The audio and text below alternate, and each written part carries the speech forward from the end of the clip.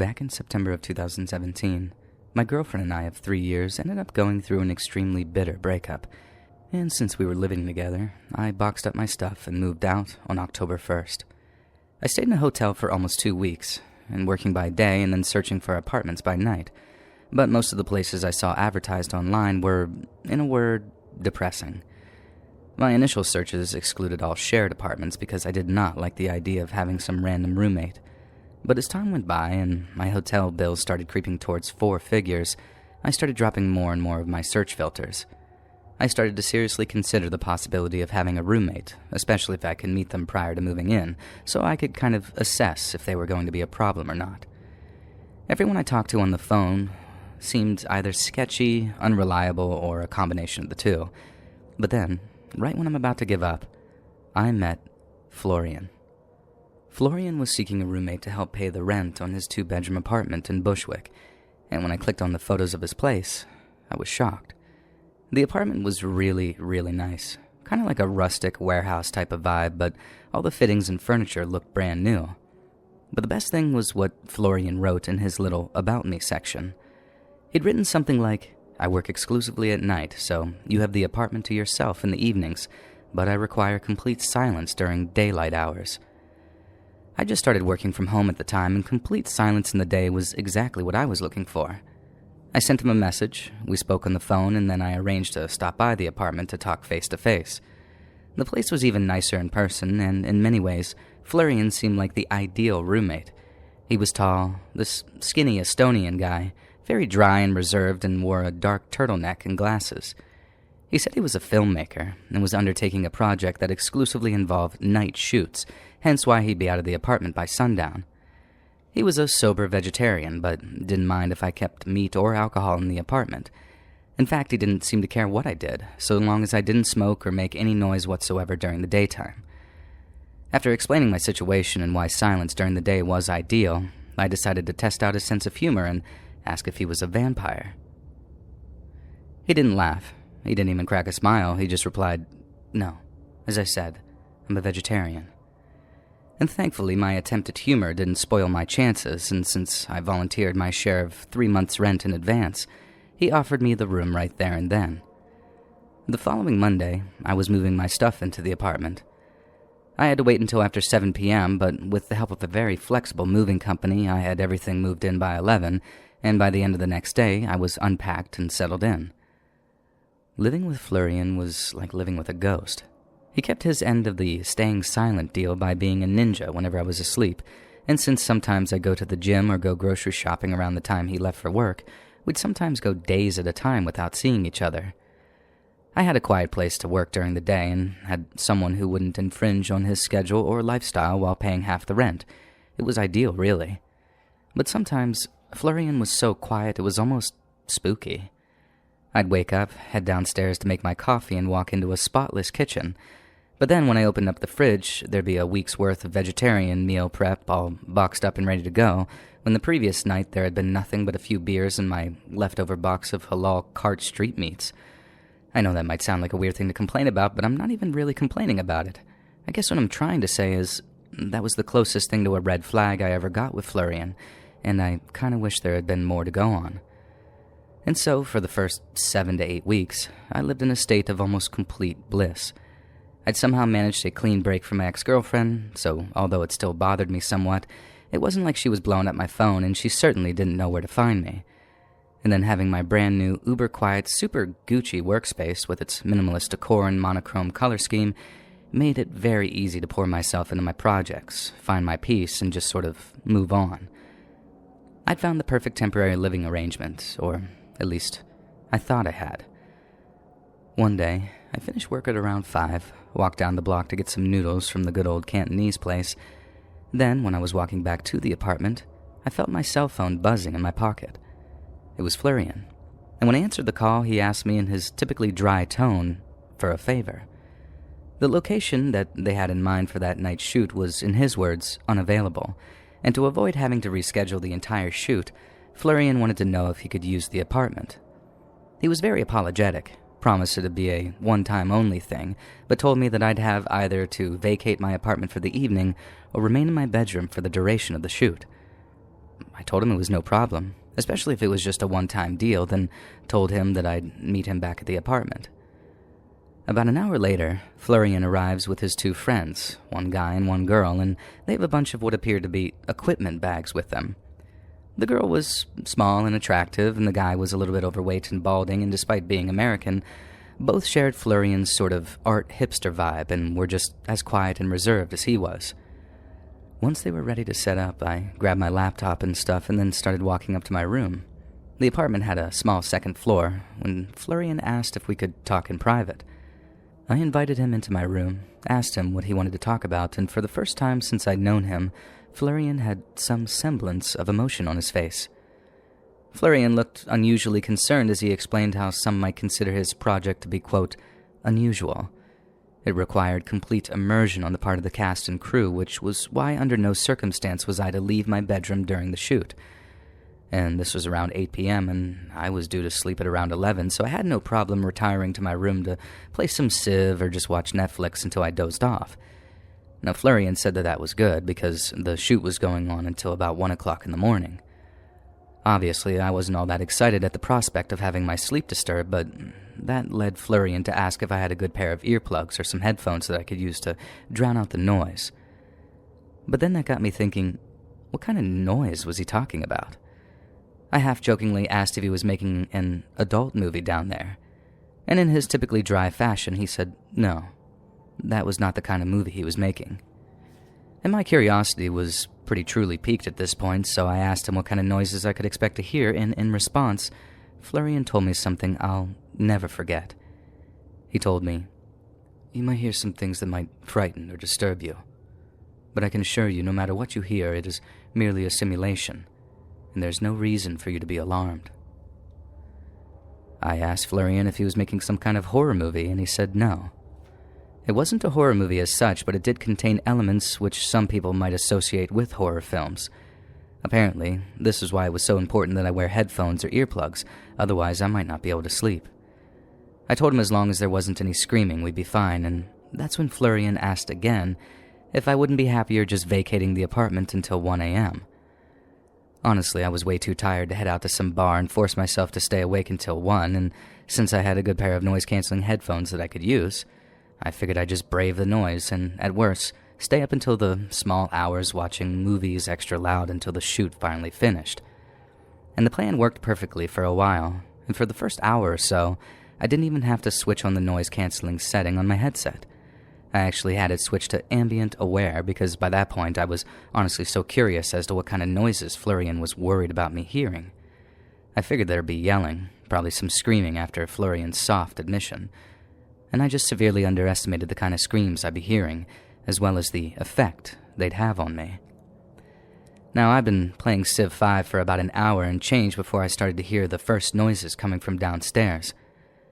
It was the sound of a woman sobbing, like these drawn-out sounds. And since Florian had already told me that she was an actress, the sound only made me uncomfortable, not frightened or disturbed. And I switched my headphones to noise canceling and turned up the background music on my game and found the combination instantly drowned out the sobbing noises.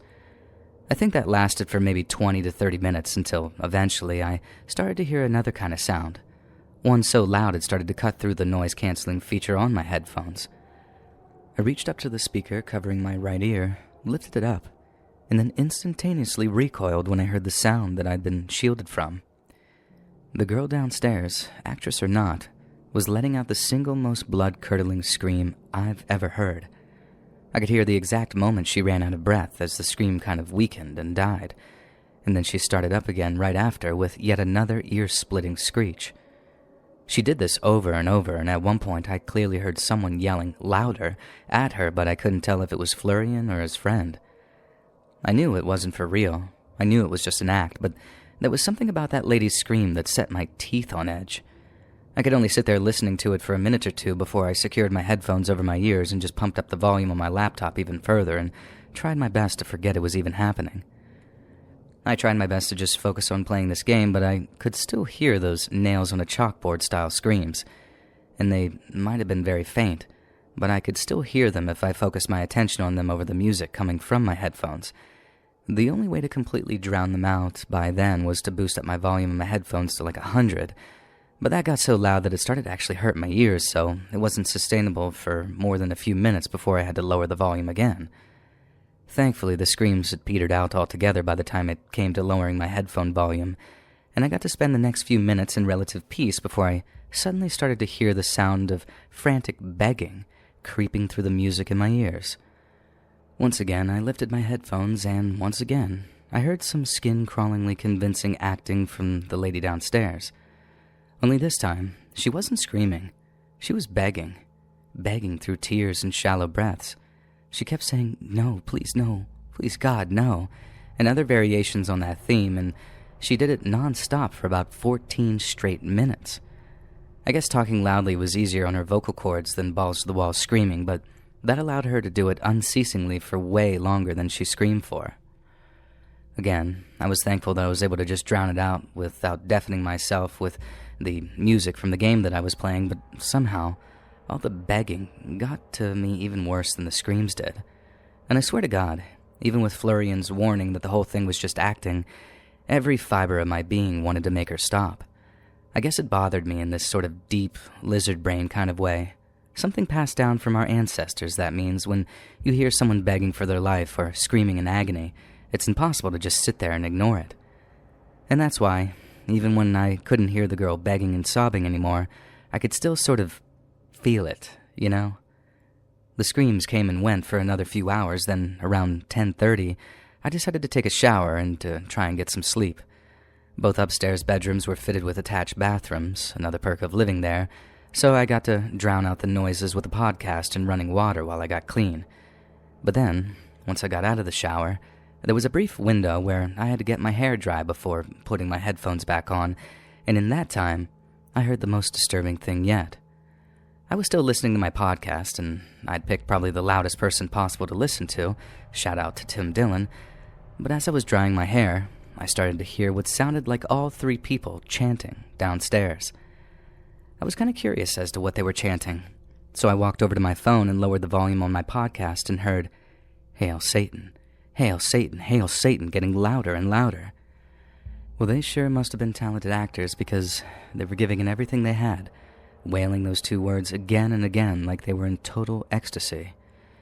I ended up lying on my bed, headphones on, blasting myself with some YouTube playlist called Relaxing Ambient Music that ended up being neither relaxing nor ambient. And when 1 a.m. rolled around and everything finally went quiet, I literally whispered, "Thank you, Jesus," out loud to myself before finally drifting off. And the next morning, I felt kind of groggy after getting less than 6 hours sleep, but as my brain booted up in the shower, I remembered all the screaming and chanting from the night before. I couldn't really be mad at Florian because he'd warned me a whole 2 times to vacate the apartment, and besides, there were much worse things than him owing me a favor. As I mentioned earlier, Florian and I rarely bumped into each other, so it was days before I got a chance to ask him about the screaming. And when I did, he gave me about as dry an answer as you can imagine. He apologized profusely for the disturbance, both literally and figuratively, but was also quick to remind me of the warning I'd been given. He said the screams and the chanting for what he called ADR, or Automated Dialogue Replacement, which is basically when you dub audio over a movie to make it sound better. No one was being threatened, imitated, or hurt in any way, and the lady in question was just a very talented actress. If the sounds she made disturbed me, then it simply meant that she'd put in a good performance and nothing more. This was obviously quite reassuring, I guess, but my main objective was to get a second assurance that it wouldn't happen again, and if it absolutely had to, then to give me advanced warning so I could book a hotel or something. And he agreed, and I thanked him, and that was that. Now, not even 2 weeks went by before Florian asked me for a second favor.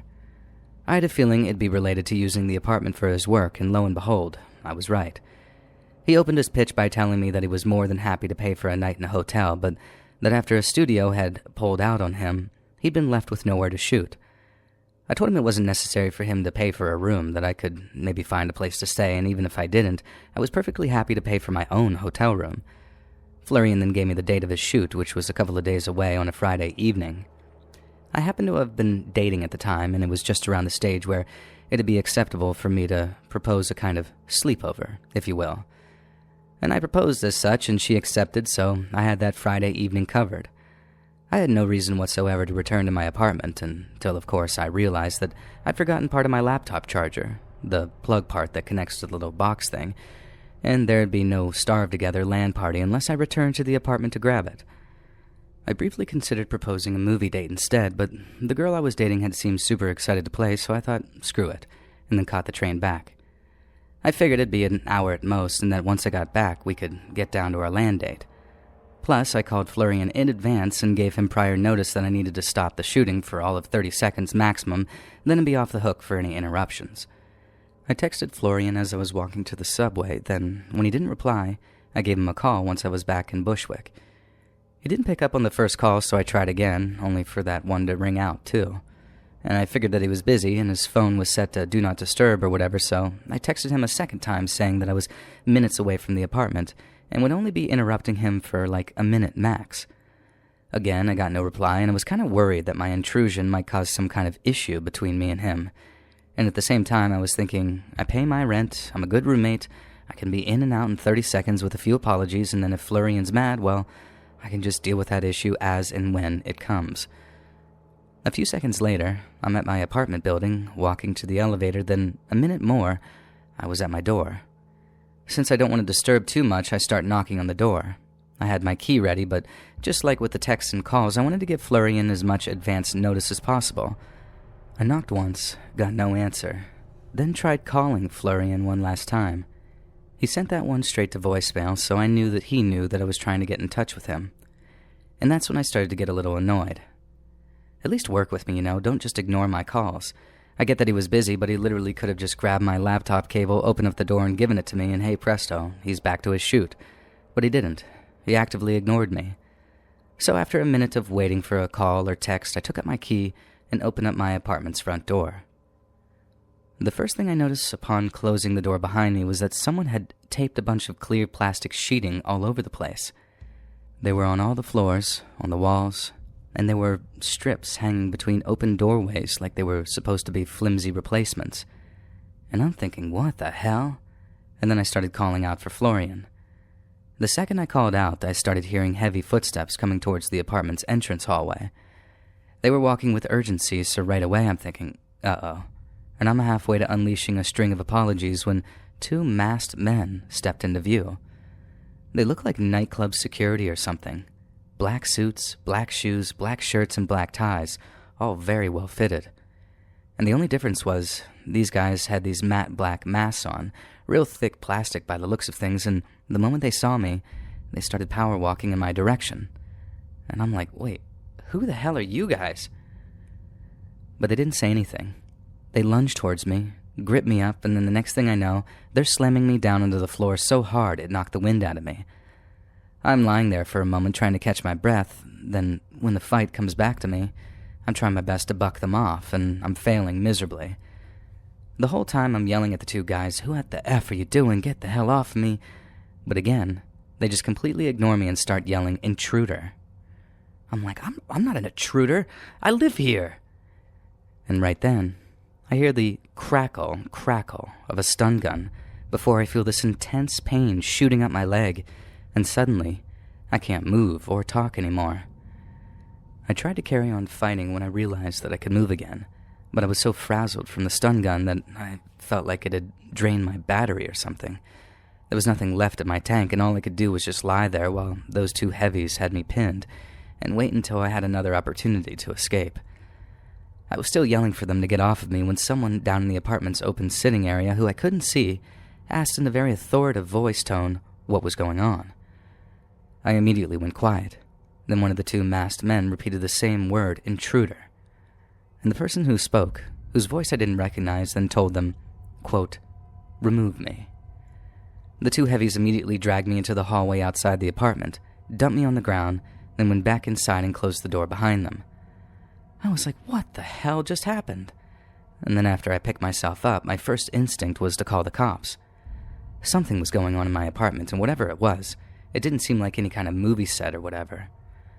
And the first thought was that it was some kind of home invasion, but then what was with all the clear plastic sheeting? They reminded me of something from Forensic Files or Hostel, or the kind the Mexican cartels use in those kill houses, so the walls and floors aren't soaked with blood. That's what freaked me out so much that when I called the cops, I wasn't like, I'm pissed and those guys are going to pay. It was more like, something terrible is happening up there in my apartment and it's down to me to stop it. Yeah, I was angry at those two masked men for body slamming me and tasing me, but it wasn't like they were two crackheads who broke my nose after stealing my laptop. Another true story. The way those guys were dressed, the masks, all the plastic sheeting, they were security for something that was going on in there, something no one was allowed to see. And in my humble opinion, that can't have been anything good and legal. In fact, screw legal. I've had neighbors growing pot back before it was legalized, and all the power to them. It's not hurting anybody. But whatever I just walked into, it sure as hell looked like someone was either getting or was about to get hurt, and really badly too. The cops took a whole 20 minutes to get to me, and that's with the dispatcher telling me that mine was a priority call. They followed me up to my apartment, opened the door for them, and I was right in the middle of telling them about all the plastic sheeting when we saw it was all gone. Both cops gave me a disappointed look as if to say, "We didn't have you down for a schizophrenic." And then right as I'm explaining how it was there not even 20 minutes ago, Florian appears with an explanation. He'd thrown a party, a rather exclusive one, and the two security guards his guests had employed had just been a little overzealous when it came to unexpected guests. According to Florian, there was never any plastic sheeting or black masks, and he wasn't sure what I was talking about in that respect. But what he was sure of was that he and his guests were profusely sorry for the confusion, and that they wished to extend their sympathies for the inconvenience. I was angry. Like inconvenience? I was just assaulted. But then I noticed something else. Florian was showing more emotion and sincerity with the cops than he'd ever shown me. His natural state was dry and sarcastic, but with those two NYPD officers, he was like the most articulate and passionate person ever. And that's when it hit me. He wasn't being sincere. He was acting. The cops wanted to know who the two security guys were and the ones who ended up assaulting me, but Florian claimed that they were provided by an anonymous guest and that he had no idea who they were or where they'd been hired from. The only two people Florian knew, according to him anyways, were his male and female friend, both of whom would be happy to answer any question the cops had. When asked why all the guests had scattered before they arrived, Florian told the two officers that they were incredibly embarrassed at the confusion. He also seemed like he was being totally honest when he said that, with his guests knowing their security would be in trouble with the cops, and they walked out of the apartment building's back door to where their cars were waiting. I could see through Florian's bullcrap, and somehow, by the time the two officers were leaving, they seemed convinced that Florian was as apologetic as he said he was, and that it was all just some big misunderstanding. After the cops left and I asked Florian what had been going on the previous night, he changed his tone completely. He said I had no right to know what had been going on, and that I shouldn't have come back to the apartment when I'd told him I'd stay away all night. He also added, in a way I found incredibly chilling, that I should consider myself lucky that nothing worse happened to me. And I couldn't believe the sudden switch-up. He put on such a good act for the cops that when he turned, it was like seeing him transform or shapeshift or something like that. He told me he wanted me to move out, and I told him I was planning on it, and then I spent the next few days searching for other places to live before finally finding one that suited my budget. I was lucky, though. I found somewhere decent pretty quick, and to be frank, I was close to living in my car because I did not feel safe around Florian anymore. And to this day, I don't know what he and his friends were doing up there, and actually, I kind of don't want to know either. And that wasn't always the case. I used to spend many an hour trying to figure out what he was really doing because, whatever it was, I didn't think it was anything even remotely innocent. I kept trying to get in touch with the other two cops I dealt with to see if there had been any updates, but it quickly became clear that they weren't remotely interested at all and that they figured that I was some gatecrasher who'd probably got what was coming to him. At least, that was the vibe I got. Because after all, this is New York City, a place where there's a major crime every 4 minutes. But if the walls of that apartment could talk, I bet they'd tell some truly terrifying tales, and these days, I'm happy not hearing a single goddamn one of them.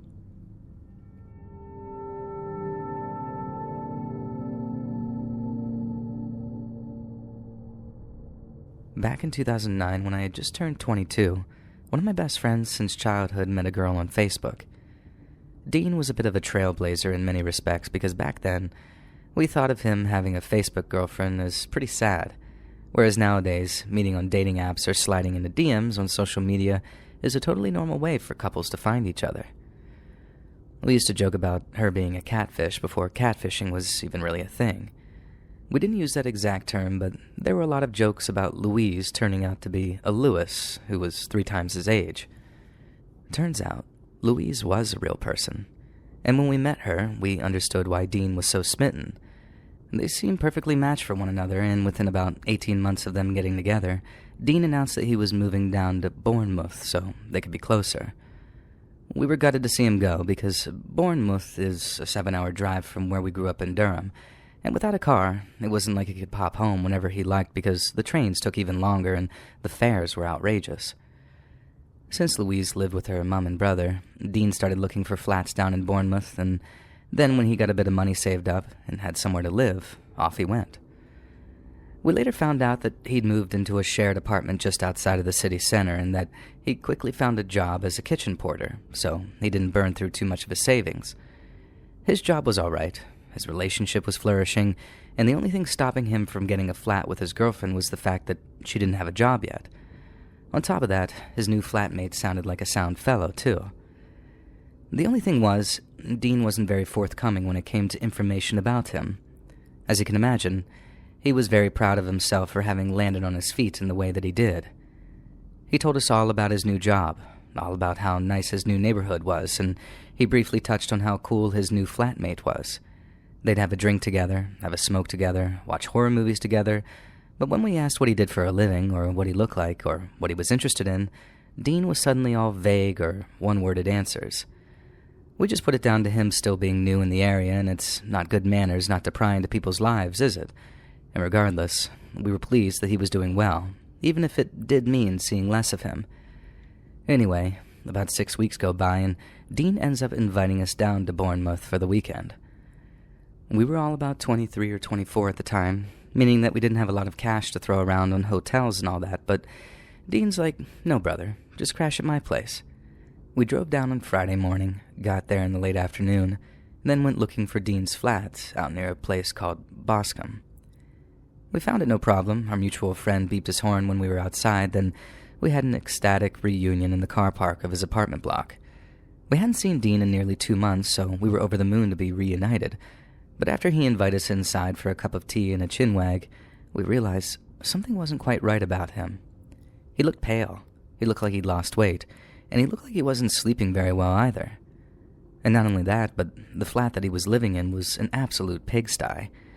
We didn't bring it up right away, but we were too busy chatting about this and that and trying not to break into our beer stash too early.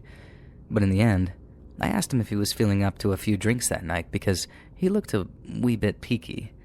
And I'll never forget how he let out a deep sigh before talking, and when he did, he told us that the last 2 weeks had been some of the most difficult of his whole life. Dean's new flatmate had started out as a sound fella, but then after a few weeks, he'd started letting his true colors show. The flat was in such a sorry state because Aaron never, ever cleaned up, and the only way Dean had been roped into living there was that the landlord had scrubbed the place down and made sure Aaron was out of the flat during the viewing. I wouldn't go so far as to say that Aaron and his landlord conspired to trick Dean into signing a 6-month contract because, from what I gathered, they loathed each other with a passion. But they both had something to gain from Dean living there, so I suppose there was some degree of collaboration. You see, Dean hadn't moved into a cozy apartment with an eccentric but playful older roommate. He was living with a mentally unstable alcoholic who never paid his rent and was prone to violent, psychotic outbursts. He just hadn't realized it until it was far too late. Dean said that when he first moved in, he met an Aaron that liked the same kind of music, liked the same kind of films, and who made him feel as welcome as possible by handing him a can of beer every 5 minutes. But then Dean started to realize that Aaron drank pretty much all day, every day, and that, by work, Aaron meant that he went out stealing. He didn't tell Dean what he did to make money at first, but once he seemed on the level, he told him that he shoplifted, burgled, went out stealing money from blackout drunks on a Saturday night, just about anything but make an honest living. He also refused to pay any rent, refused to vacate the apartment, and once told Dean that the police would have to come in and drag him out of there, and that's only if one of them fancied losing an eye. The only reason Aaron gave Dean an easy ride, which he didn't seem to give anyone else, was the fact that he was apparently his new drinking buddy and smoking buddy, and if Aaron had anything to do with it, they'd be sharing other things before long. According to Dean, Aaron didn't just drink and have a bit of puff. He did all sorts. Whatever he could get his hands on, and the harder the stuff, the more volatile he became. Dean said that just a few nights before, he'd come home to find Aaron smoking spice, this sort of synthetic cannabis stuff. He said he was out of his mind on it, and then after playing his stereo way too loud for hours in his bedroom, Dean said Aaron came out of his bedroom with an effing samurai sword and started doing moves with it. I don't know what you'd call it. I'm sure the Japanese have a word for it, but Aaron was waving the sword around like he was practicing a fight, but in slow motion. Dean said he retreated to his bedroom immediately and locked the door, then just hoped that Aaron would decide to leave him alone for the night. Aaron never turned his music down when he partied like that, and his neighbors had long given up on making him try. Dean said he learned to live with the incessant droning of industrial metal late at night, but had never gotten used to the sound of Aaron throwing fits. He'd start randomly screaming, or he'd kick or throw something against his bedroom wall, and Dean told us the random and violent nature of the sound would always wake him up. Aaron ate disgusting, smelly food. His hygiene was atrocious, and on more than one occasion, Aaron had tried to climb into bed with Dean in the middle of the night. He'd obviously needed to start locking his door, but he couldn't spend his entire life in his bedroom. What Dean really needed was help getting the hell out of there at a time when Aaron couldn't notice he was leaving. Apparently, Dean had already raised the prospect of moving out after he and Aaron had a minor disagreement over something, and Aaron exploded. He asked what his problem was, if he didn't like him, and if he didn't like him, he should just come out and say it so they could settle their problems like men and not little girls. Aaron's words, not mine or Dean's. Dean had managed to talk his way out of that one, but he realized that if he was going to make an escape, it had to be a quick one, and without Aaron being aware. And that, ladies and gentlemen, was the real reason he'd invited us down for the weekend. Not for a little reunion with the boys. Dean was planning a not-so-great escape. Now, he'd told us all of this, and we still hadn't met Aaron yet. But by that stage, and to be perfectly honest with you, I was a bit nervous about the prospect. I mean, once we'd heard about the whole samurai sword thing, a replica, but still sharp, and how he was so quick to go and grab it, that definitely added a scary dimension to the whole thing. It wasn't a case of just helping Dean move some boxes. We had to plan the whole thing like some type of military operation. And what's worse, we had to wait 48 hours until Sunday to do it, as Aaron would most likely be in the apartment until Sunday afternoon, at which point he'd go out stealing and try to earn a bit of drug money. Then suddenly, right as we agree that Sunday is the day that we help Dean move, we hear keys sliding in the flat's lock, signaling that Aaron had returned home. The door slams, he walks down the little hallway towards the living room where we're sitting, and the whole time, I watched Dean just sort of shrink. I'd never seen him act like that before, ever. His bark was definitely a lot worse than his bite, but Dean wasn't some pushover. So to see him subtly but definitely cowering at this Aaron fella as he was approaching, it was quite something. Aaron walks into the room, and Dean and I's mutual friend lay eyes on him for the first time. He wasn't quite what I expected, in that he looked more like a metalhead than the kind of shoplifting pawn life we were used to up in Durham. He was covered in tattoos, had shoulder-length, dyed black hair, and had one of those bull-ring nose piercings which he removed to look less conspicuous while on the rob. We were obviously a bit wary of him, but at first, Aaron seemed really friendly and welcoming. Apparently he had no idea Dean had invited us, but he also didn't seem to have a problem with it either. In fact, not only did he seem keen to have us stay for the weekend, he thought it was a good excuse to throw a party. Dean played along, as did we, as Aaron talked about inviting some girls over, getting a few bags and bottles, and all meeting back at the flat in a few hours once it had gotten dark. Dean then says that he wants to walk us around the area a bit, show us the pub that he liked to drink in, then we popped out after saying our goodbyes to Aaron. Now, as you can imagine, first thing we bring up when we're out of the flat was something like, "What the hell are you doing agreeing to a party tonight? This fellow goes mental when he adds a few lines and you're putting us in harm's way. Blah, blah, blah, blah." Aaron then replies that no, it's perfect, because if Aaron blew all the cash that he had on that Friday night, he'd then be forced to go on a shoplifting spree the next day, because he always started craving crack when he's hungover. And our jaws were just on the floor. We're at an age where the cure for a hangover was like a McDonald's breakfast, and in his desperation to be closer to his Facebook girlfriend, Dean had managed to become the flatmate of an actual crackhead. We understood that if we had a blowout that night, we'd be able to move Dean out of that flat and into his girlfriend's mom's garage, which could serve as temporary accommodation. But there was a lot we couldn't reconcile. We each had at least 24 questions for him. That walk to the pub turned into a proper little interrogation. But all of the questions we asked, like, why didn't you leave earlier, or why don't you just get the police involved, all of his answers came down to one of two things. Number one, Dean was legitimately scared for his safety, and if everything he'd told us was true, especially the stuff about the samurai sword, then he had a right to be. And number two, he needed his friends. He was in a brand new place, knew next to no one, and he was tired, depressed, and afraid. Dean said what little time he got to spend with his girlfriend, he was so exhausted that all he did was catch up on sleep. He needed our help, and he needed it badly, and by God, after all was said and done, we were ready and willing to give it to him. A few hours later, we've got a few beers in the fridge, and Aaron returns from picking up his sniff with his girlfriend in tow.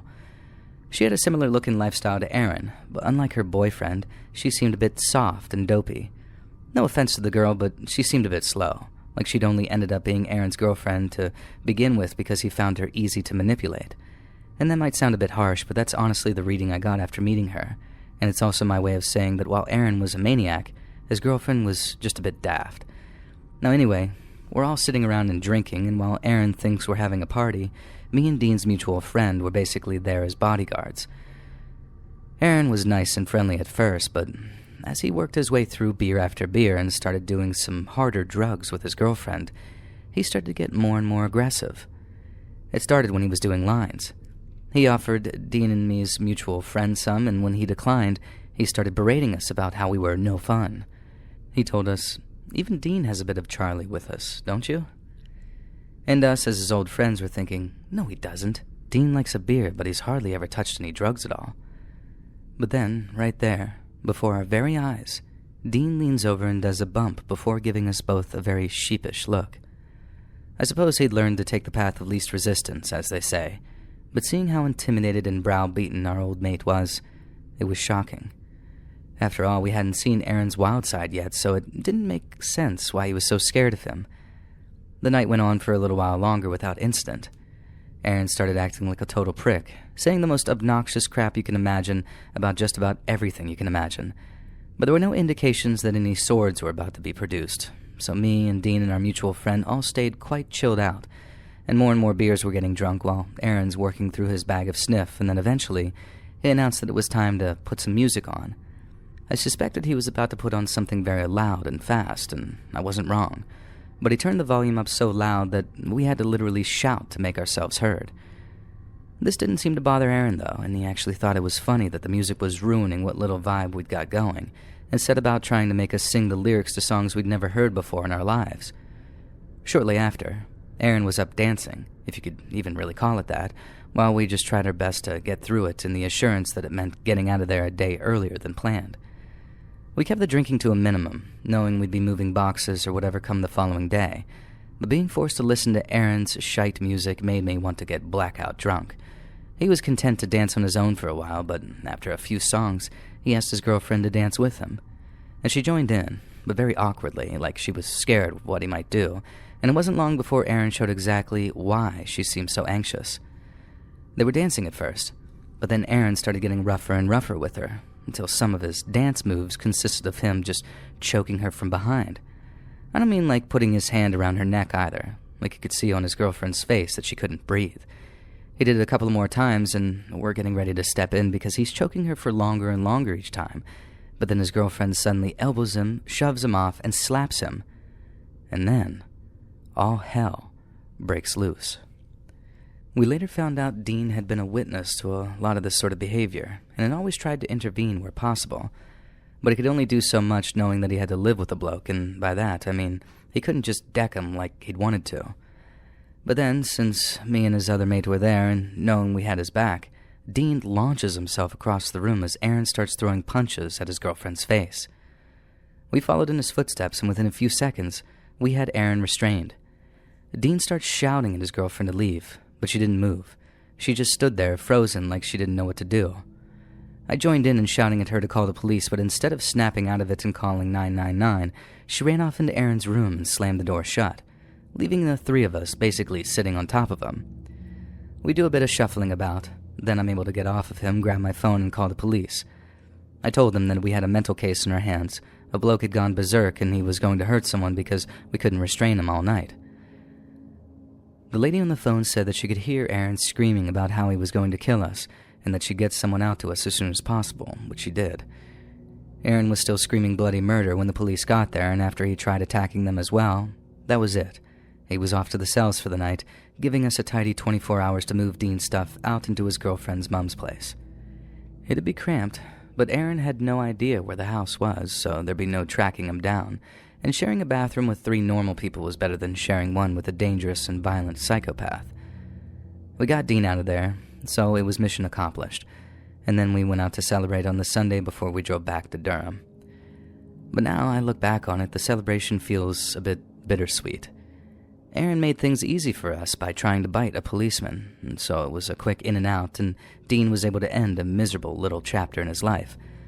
But I sometimes think about Aaron's girlfriend, how even after choking and punching her, she'd run into Aaron's bedroom at the first sign of trouble and just stayed there. We shouted at her to leave, to call the police, but she chose to run into the bedroom of her abusive boyfriend and lock the door. And sometimes I really worry for that girl's future. But with the attitude she's got, I suppose there's only so much you can do. And that being said, I hope someone gets her some help, some proper help, before it's too late.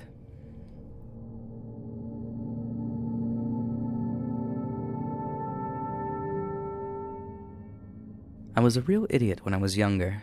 I got hooked on Oxycontin, got in trouble with the cops, then ended up faced with 2 choices. Either go to jail or take part in a state-mandated rehab program called The Farm. The Farm was, unsurprisingly, a farm, and I'm guessing its owner had friends in high places because he managed to wrangle himself a deal whereby he could get himself all the dirt-cheap labor he needed, so long as they were all troubled youths facing jail time. I guess that sounds real exploitative or whatever, but looking back on it, I'm not sure it was the farmer who benefited more. I guess I can't speak for the other kids, but working at that place sure as hell saved my ass. And sometimes I think it just might have been a stroke of genius sending us to that place, because picking up trash on the side of the highway is one thing, but seeing how putting time and love into something really can create something beautiful, it fixed a part of my brain I didn't know needed fixing. I made friends at the farm that I still talk to. Granted, it's on Facebook because we live at opposite ends of the country now, but the point still stands. It gave me discipline and self-belief, which is amazing considering I showed up expecting it to be nothing but baby jail. But then, I guess it's the irony of ironies that all of the crazy stuff I did on the street, it all kind of pales in comparison to something I went through at the farm. So when you first got to the farm, you were assigned a job and a roommate. Your job could be anything from livestock and crop management to irrigation or pest control, but your roommate was there for one purpose alone, to help break you into the routine and make sure you stayed on track. These roommates were ideal for the role because the system was working for them, and they could talk from the heart about how it could work for the newbies too. And that's how it worked with my mentor anyway, and when it came time, I gladly accepted the role myself. I knew it'd be a challenge, and I'm sure I myself was a challenge when I first arrived, but I also knew that I had to give something back before I left the program and moved on with my life. Not everyone made it to mentorship level, and as cheesy as it might sound, I considered it an honor and a privilege. For the first time in my life, I felt truly appreciated and wanted to share my own appreciation in return. So around 9 months into the program, I'd risen to the position of livestock supervisor and had been given my own 2-bedroom living quarters in preparation for receiving my mentee. Obviously, the dorms were very strictly divided by gender, so I knew my mentee was going to be female. But what I didn't know, and had no way of knowing until I met her, was how cooperative she was going to be. If she was chilled out, repentant, and receptive, then the next month would be an absolute breeze for me. But then if she wasn't, I knew things could get very rough. I'd already heard a bunch of horror stories and how troublesome uncooperative mentees could be when the rubber really hit the road, and in 1 or 2 classes, fights had broken out between the mentors and their roommates. I really didn't want that to happen, so my whole game plan focused on pacification and building a rapport between myself and my mentee. Pretty much the exact same tactic my own mentor took back when I first arrived at the farm. So, the day my mentee was due to arrive, I was actually really excited to meet her, and I wasn't in the least bit discouraged by her attitude upon arrival. Now, she obviously didn't want to be there, but very few did upon first touching down, so I understood her reticence and took it in my stride. Since I was still in livestock, she accompanied me on a few days' work with the animals after her induction was finished. And although she really didn't take to it at first, she warmed up with time and showed rapid improvement. She was due to be with me for a month, and the month could have either been very short or very long, and by about week 2, it was looking like it was going to be the short kind. Shauna, my mentee, was fitting and well, and although her attitude needed major work sometimes, we were making some major breakthroughs together. And then came the day that the cops arrived, 2 of them, and I spotted them talking to a very concerned-looking group leader. I walked over, mainly intent on listening in on what they were saying, but when the group leader spotted me, she called me over to talk. I found out the cops had driven all the way out from the city because they were looking for someone, and that someone just so happened to be my mentee, Shauna. They didn't just want to talk to her either.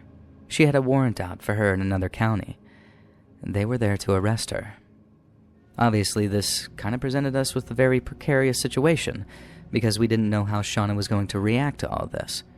She could potentially be going back to jail for whatever she'd done, so if she saw the cops coming, she might just try and run.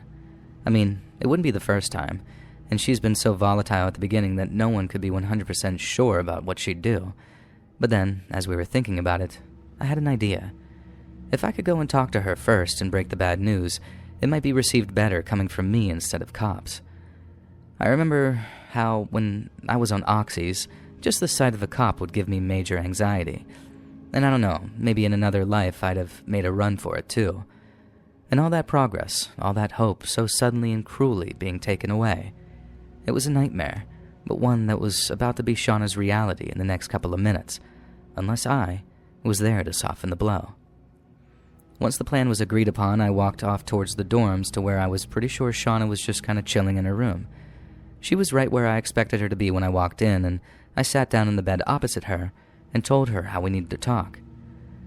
I think she genuinely had no idea that that other warrant was out for her, because when I dropped the news, she was devastated. To say it was emotional would be the understatement of the century, and she actually did bring up the idea of just running off before the cops could see where she went. But then somehow, I managed to talk her into just going with the cops to see what the warrant was about, because it was better to face the music than run from it and make things worse. The thing that really seemed to convince her was when I asked her if she was 100% truly certain that she didn't know what the warrant was about. Then when she gave me yet another convincing no, I told her that it couldn't have been that serious. She'd remembered robbing a liquor store or shooting someone, but if she seriously didn't remember and wasn't blackout drunk when it happened, then it couldn't have been any worse than a missed court date or a traffic violation. Shauna calmed down a little, like, damn, you're right. And after promising that the group leaders would put in a good word for her so that she might be able to come back, she agreed to follow me over to where the cops were waiting. I remember how we were walking side by side after we left the dorms, but when we turned the corner of the community hub and the cops came into view, Shauna slipped from my side and started to drop back just a little. It was obviously just a little hesitancy on her part, but I figured we were over that and kept encouraging her. But when I looked back in her direction after she totally slipped from me, I didn't notice that she was reaching for something. But she must have been, because I looked back towards the cops and the next thing I know, there's a knife at my throat. I just froze for a few seconds, and feeling the knife to my throat was one thing, but realizing it was Shauna that was holding it was another thing entirely. I was completely blindsided, and all I could do was just stand there as Shauna held my head with one hand and the knife with the other, as cops drew their weapons and started to approach. Shauna started telling me to walk backwards, which I did, but I think the movement kind of kicked my brain into life because the words, "What are you doing?" just started tumbling out of my mouth. I said stuff like, "Shauna, what are you doing? Shauna, think about what you're doing." And she responds, "I know what I'm doing. I'm not going to jail. I'm getting out of here." All the while, the cops are screaming to put the knife down, but all Shauna seemed focused on was walking backwards and not cutting my throat on accident. I remember telling her, "They're going to shoot you, Shauna. They're gonna kill you if you don't stop." And she just yelled at me to shut up and keep walking, which again is what I did. Kids had come running to see what was going on because they could hear all the yelling. And so as we're walking backwards, almost hip to hip, there's this big gathering of kids all watching from near the community hub. And it was chaos. But I never once believed Shauna would ever do me any harm. It was just a desperate attempt to avoid going to jail, and as soon as she got to the trees over near the livestock fields, she was going to make a run for it. But that's not what happened. There was about a minute where I was trying to convince her to let me go, but Shauna was too busy trying to get the cops to keep their distance.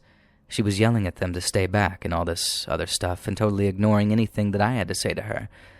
But then there was this moment when she stopped, and it was like she came back to me for a second. At first, she told me to shut up again, but I kept telling her how what she was doing wouldn't work. If the cops didn't catch her on foot, she'd end up running from them on her own in a place where she was unfamiliar with. If she stuck to the roads, she'd be in cuffs within hours, but if she stuck to the woods, it'd be her versus the bears and cougars and Mother Nature. And I told her again, "This won't work, Shauna." And in reply, she told me, "Yes, it will, because they'll be too busy trying to save you than to chase me." I could write all night, I guess, and still not even get close to how terrified those words made me feel. And like I said, I was 99.999% convinced that Shauna meant me zero harm and had just panicked when she realized she was going to jail. But maybe she even remembered what the warrant was about and remembered that it was way worse than she first thought. Who knows? Not like she's around to ask her either. And the last thing she yelled as she intended to draw the blade of that knife across my throat was, "I'm sorry." But she didn't just say it, she yelled it. And I guess that was all the cops needed to hear. She yelled that apology, and I felt the blood hit my face. But it wasn't mine.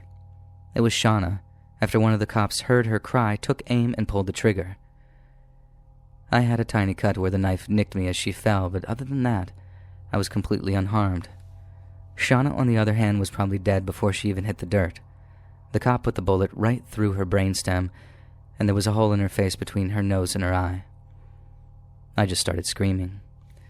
Like I didn't know if I had been shot, how bad the cut to my throat was, because, like I said, it was bleeding a little and I was in a state of complete hysteria.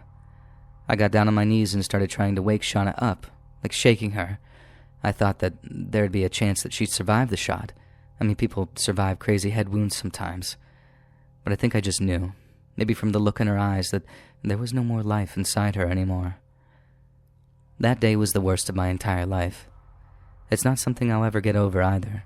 I've just learned to live with it. I know Shauna had to die so that I might live, and I heard the sureness in her voice, and I know in my heart that she might have been about to kill me. But that doesn't mean that every single day I don't think about her and wish that she'd made a different choice. Hey friends, thanks for listening. Click that notification bell to be alerted of all future narrations.